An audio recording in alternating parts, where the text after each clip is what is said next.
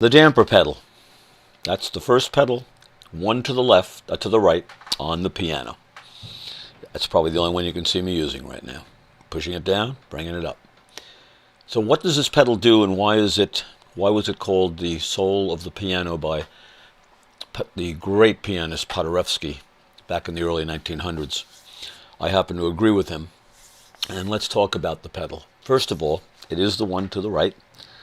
And you put your foot on it, keep the heel on the ground. You work it kind of like a pump or a gas pedal in the car. And you get the end of the pedal here, right below that big toe. And make it nice and easy. All pianos are different, so you have to sit and play to know where it goes down and when it comes up. But you never have to lift off that pedal. It's worked in here. You don't have to press down hard either. Anyway, what is it called? It's called the damper pedal. I prefer that over sustain pedal. It does sustain. It holds the notes. But the damper is what it does. It lifts the dampers in the piano off the strings, back onto the strings. What does it do? Well, you can hold notes, you can sustain notes by holding the keys down on the piano, because they lift the dampers, but it lifts the dampers just for, in this case, for those 3 keys. The damper pedal lifts all the dampers. And when you play keys and let go, the dampers come back down, but when you push the pedal down, you can see that the dampers stay up until we bring the pedal back up. So, that part of it is pretty obvious if you sit at a piano. You realize that you can play it. The advantage to the pianist, of course, is he can get from place to place, holding the notes and getting somewhere else. That's the obvious advantage. The less obvious advantage is that you get a bigger sound, a fuller sound, not necessarily louder, but a bigger sound with the pedal. Why? Because there's a thing called overtones, and there's a thing called sympathetic vibration. When we play a chord, and listen very carefully to this chord, without pedal. Now listen to it with pedal. And you should hear more sound. That's because when we play notes with the pedal down, the overtones of the notes, which are notes implicit in a tone, they're called overtones. And I can prove the overtone thing by holding down 4 notes. We'll take C, E, G, and C. Hold them down. You can't hear them because I didn't hit them hard enough to have the hammers hit the strings. But the dampers are up, so they're free to vibrate now. Now I'm going to hit a low C, and listen carefully right after I hit the low C.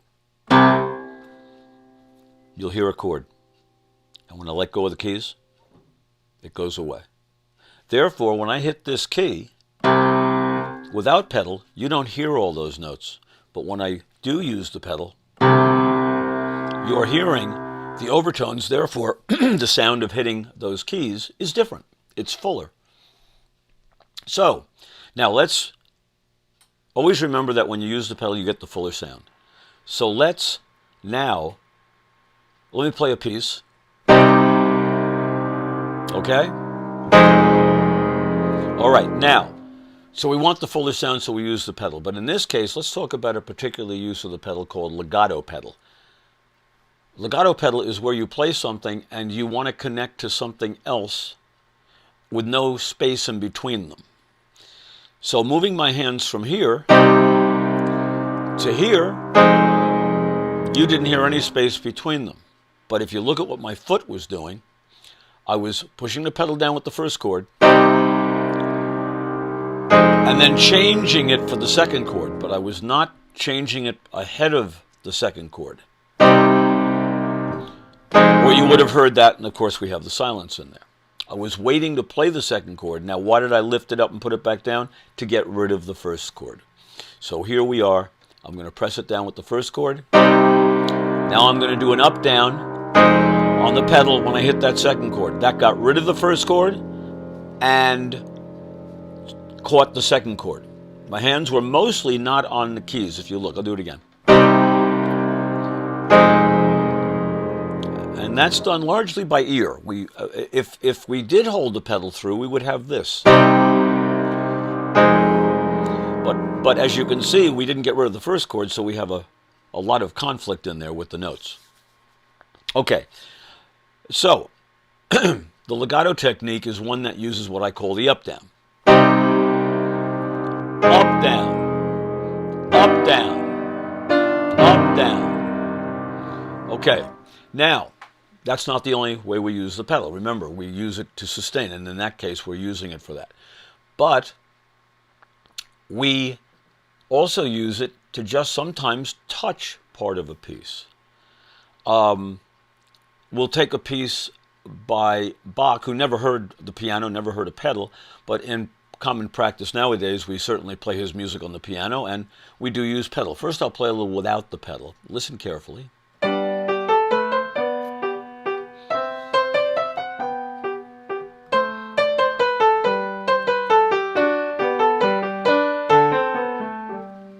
Okay, sounds nice. Bach would approve. But there are some notes here I'd like to highlight a little bit more with that nice fatter sound with the pedal, but I can't over pedal because Bach didn't intend for any of these notes to really blend with others harmonically, so we'll use it very judiciously, but this is called partial pedaling, and I'll show you another use of it immediately after. So here we go with pedal.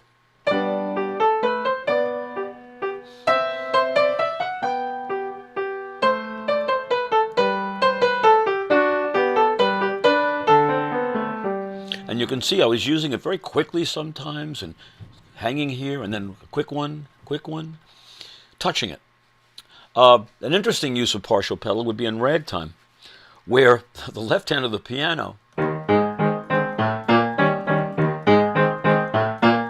is playing that kind of a figure where all the notes are short. Dit, dit, dot, that kind of a sound.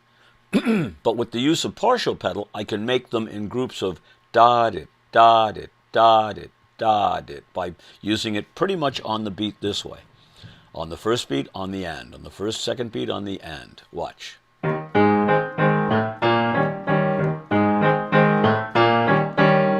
you can hear it.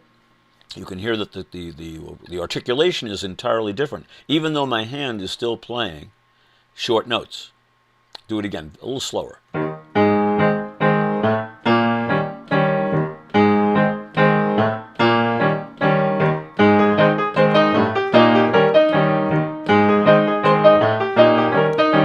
So they were almost keeping time with their foot, the ragtime players, and it gave them that da ba dit da dit da dit kind of sound.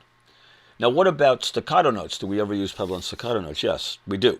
They might actually come out a little longer than staccato, but again, we're touching perhaps the first beats of measures and things like that to make it a little bit more musically accurate.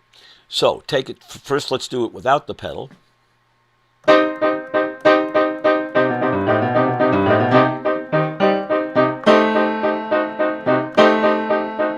And you can see it on that last note, I have to hold that note down to make it longer. I hold it with my hand, and it works. It all works. However, with the pedal being used, it makes that note easier to do because I will hold it and do a partial pedaling. But on the beginning, we can use some pedal to emphasize, as I said, certain beats.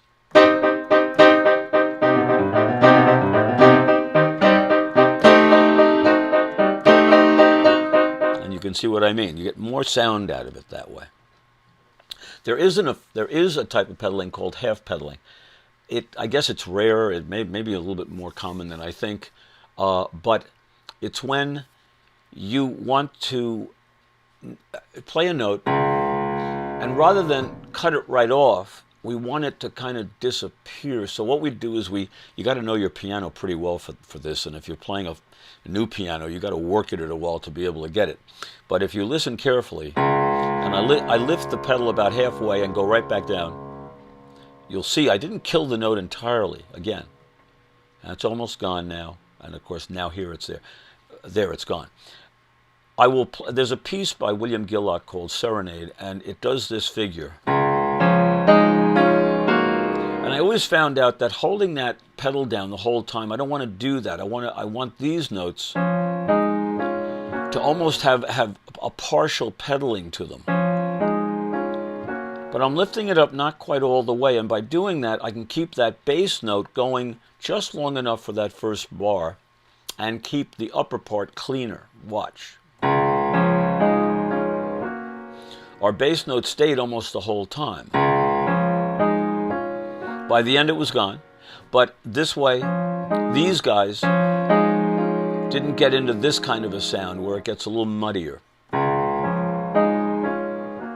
So that's a very, very sophisticated use of pedal. Paderewski, the great pianist, as I think I said before, called it the soul of the piano.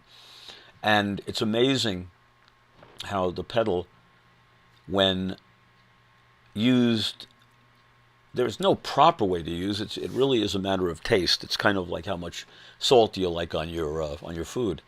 Or if you're a painter, how much red do you add to the blue to get the right purple that you're looking for, and that's all a matter of taste. But one thing is for sure, when we hear this,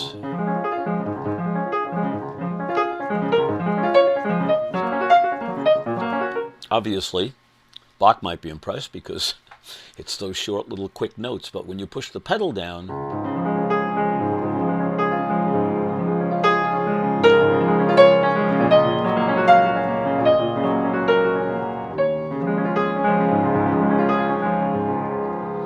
push that pedal down, it becomes a whole different world. And I've always told my students, if you're asked to play at some type of venue, if the pedal's not working, say you don't have a piano, and I really can't do it. Anyway, I hope that illuminates a little bit about the use of pedal, why we use it, when we use it, and how we use it. So, thanks for watching. We'll see you later.